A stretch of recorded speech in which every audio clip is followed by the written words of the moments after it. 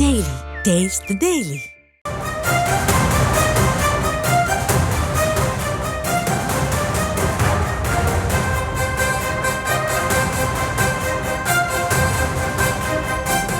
அண்மை செய்தியை பார்த்துக் கொண்டிருக்கிறோம். விழுப்புரம் பட்டானூரில் பாமகவின் ராமதாஸ் தரப்பு பொதுக்குழுவானது தொடங்கி நடைபெற்று வரக்கூடிய சூழலில் பாமகவின் தலைவராக ராமதாஸ் இருப்பார் என தீர்மானமானது நிறைவேற்றப்பட்டிருக்கிறது.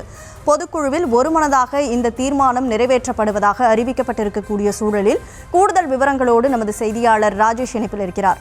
ராஜேஷ் வணக்கம். இன்றைக்கு இந்த பொதுக்குழுவில் பாமகவுடைய தலைவராக ராமதாஸ் நீடிப்பார் அப்படின்னு தீர்மானமானது நிறைவேற்றப்பட்டிருக்கிறது. வேறு என்னென்ன தீர்மானங்கள்லாம் நிறைவேற்றப்படவிருப்பதாக தகவல் கிடைக்கப்பெற்றிருக்கிறது? கூடுதல் விவரங்களை பதிவு செய்யலாம். கனிமொழி வணக்கம். பாமகவினுடைய அந்த பொதுக்குழு கூட்டம் என்பது தற்போது டாக்டர் ராமதாஸ் தலைமையிலே நடைபெற்று வருகின்றது.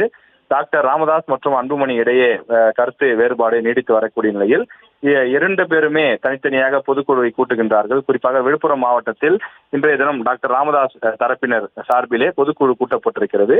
அந்த பொதுக்குழுவில் தற்போது டாக்டர் ராமதாஸ் கட்சியினுடைய தலைவராக தேர்வு செய்யப்படுவதாக பொதுக்குழுவில் தீர்மானம் நிறைவேற்றப்பட்டிருக்கிறது.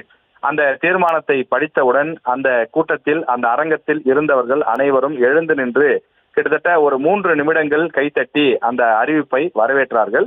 அந்த காட்சிகளைத்தான் நாம் பார்த்து கொண்டிருக்கிறோம். ஏற்கனவே அன்புமணி அவர்களுடைய பதவி காலம் முடிந்து விட்டதாகவும் மே மாதம் 28ஆம் தேதியுடன் அவரது பதவி காலம் முடிந்துவிட்ட நிலையில் அந்த பதவி தானாக நிறுவனரிடம் வந்து சேர்ந்துவிடும் என்றும் டாக்டர் ராமதாஸ் தரப்பில் சொல்லப்பட்டு வருகின்றது. எனவே அந்த அடிப்படையிலே பொதுக்குழுவை கூட்டி, அதாவது டாக்டர் ராமதாஸ் ஆதரவாளர்களை கூட்டி அவர் பொதுக்குழு என்று அறிவித்திருக்கின்றார். எனவே அந்த பொதுக்குழுவிலே தற்போது டாக்டர் ராமதாஸ் தலைவராக தேர்வு செய்யப்படுவதாகவும் இனி பாமகவினுடைய தலைவராக டாக்டர் ராமதாஸ் செயல்படுவார் என்றும் அந்த பொதுக்குழு கூட்டத்திலே அறிவிப்பு வெளியிடப்பட்டிருக்கின்றது. ஏற்கனவே கடந்த 7ஆம் தேதி அன்புமணி பொதுக்குழுவை கூட்டியிருந்தார். அந்த பொதுக்குழு நீதிமன்றத்திற்கு தடை செல்வதற்காக டாக்டர் ராமதாஸ் தரப்பிலிருந்து நீதிமன்றத்திற்கு சென்றிருந்தார்கள்.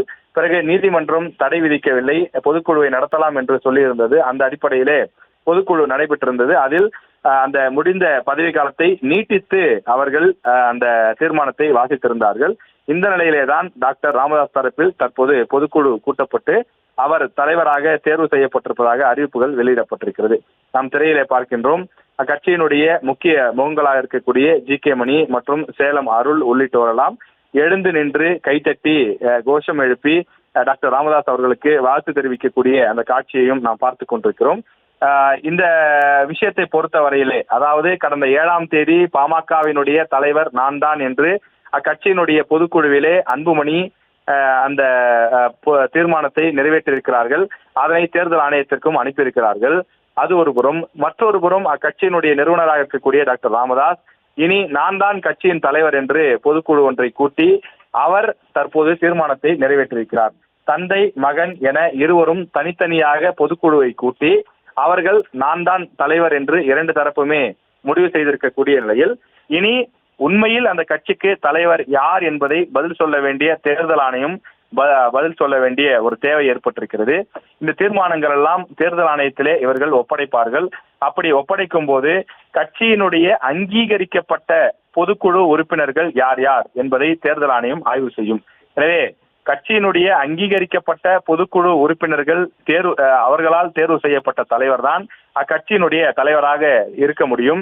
ஏற்கனவே தமிழ்நாட்டில் அதிமுக உள்ளிட்ட கட்சிகளும், அதே போல இந்தியா முழுவதும் பார்க்கும்போது உத்தரப்பிரதேசம், பீகார் போன்ற இடங்களிலும் கூட இதே போன்றது ஒரு பிரச்சனை ஏற்பட்டிருக்கிறது.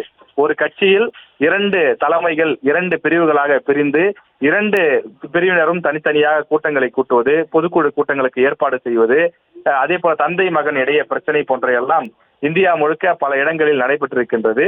எனவே அப்படிப்பட்ட சூழ்நிலைகளில் தேர்தல் ஆணையம் இறுதி முடிவெடுத்து அறிவிப்புகளை வெளியிட்டிருக்கிறது. அல்லது சில வழக்குகளில் நீதிமன்றத்திற்கு சென்று நீதிமன்றம் தீர்ப்புகளை கொடுத்திருக்கிறது. எனவே பாமக விவகாரத்தை பொறுத்தவரையிலே இதுவரை ஒரு முறை மட்டுமே நீதிமன்றத்திற்கு சென்றிருக்கிறார்கள். அந்த வழக்கில் அன்புமணிக்கு ஆதரவாக தீர்ப்பு கிடைத்தது.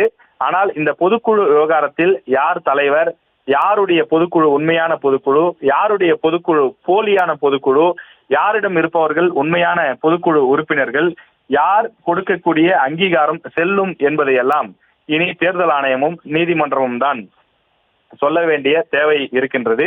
எனவே இந்த கட்சியினுடைய அடுத்த கட்ட நகர்வுகளை தேர்தல் ஆணையமும் நீதிமன்றமும் தீர்மானிக்கும்.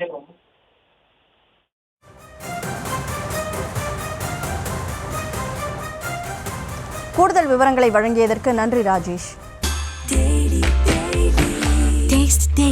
Taste the Daily.